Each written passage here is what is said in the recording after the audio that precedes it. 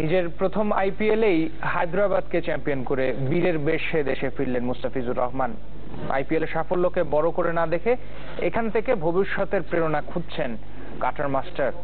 Premier লিগে খেলবেন নাকি সাসেক্সের হয়ে ইংল্যান্ডে খেলতে যাবেন সেটা ঠিক করবেন ফিজিওর সাথে কথা বলে। এদিকে ক্রীড়া উপমন্ত্রী আরিফ খান জয় জানিয়েছেন রাষ্ট্রীয়ভাবে সম্মাননা দেওয়া হবে এই বিষয়ে পেসারকে। রাজা আসবেন তাই প্রস্তুত রাজমঞ্চ। ফ্লাইট বিলম্বে ঘন্টা দেড়েকের বাড়তি অপেক্ষা গণমাধ্যমে। ভিআইপি লাউঞ্জ দিয়ে রাত 11:15টায় প্রথম যখন দৃষ্টিসীমায় এলেন মাথায় ফুলের মুকুট। মহানায়কের আবির্ভাব তো এমনই হয়।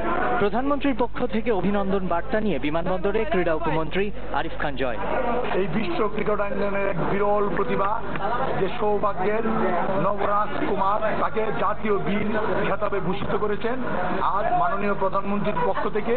সকল মিডিয়া বিন্দু সবাইকে ধন্যবাদ। আর খাস লাইফের আইপিএল শুরুটাও ভালো হচ্ছে, শেষও ভালো হচ্ছে, আপনাদের দোয়ায়, দেশবাসীর দোয়ায়। সাকিব আল হাসানও দুবার আইপিএল জিতিয়েছেন কলকাতাকে, কিন্তু বিশ্ব ক্রিকেটে আবির্ভাবের এক বছরের মাথায় মুস্তাফিজের এই সাফল্য যে সবকিছুকে ছাপিয়ে।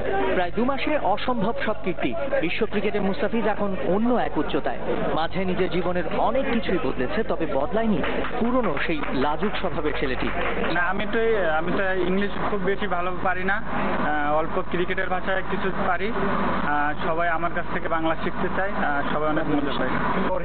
আবেগ প্রকাশে যত মিতব্যয়ী হন না কেন, বললেন পরিবার ছেড়ে থাকার অভিজ্ঞতা ছিল কষ্টের। জানাতে ভুললেন না আইপিএল শিখিয়েছে অনেক কিছু। আমি এখনো ছোট, সবসময় শিখতে চাই।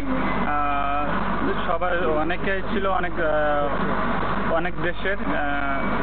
চেষ্টা করবো যদি আমার সামনে আরো সুযোগ থাকে এইটার ভিতর থেকে আরো ভালো কিছু দেখানোর। ফার্স্ট বাবা মা সবার। আমি তো ইন্ডিয়াতে থাকার সময় সবসময় আমি দেশের মিস করি।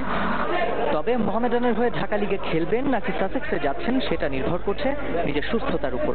ক্রিকেট বোর্ডে যাওয়ার পরে দেখাবো ফিজিও, দেখানোর পরে বোর্ডে কথা বলবো, তারপরে তারকারা এক প্রশ্নের উত্তরে এই যেখানে সময় নেন 3 মিনিট।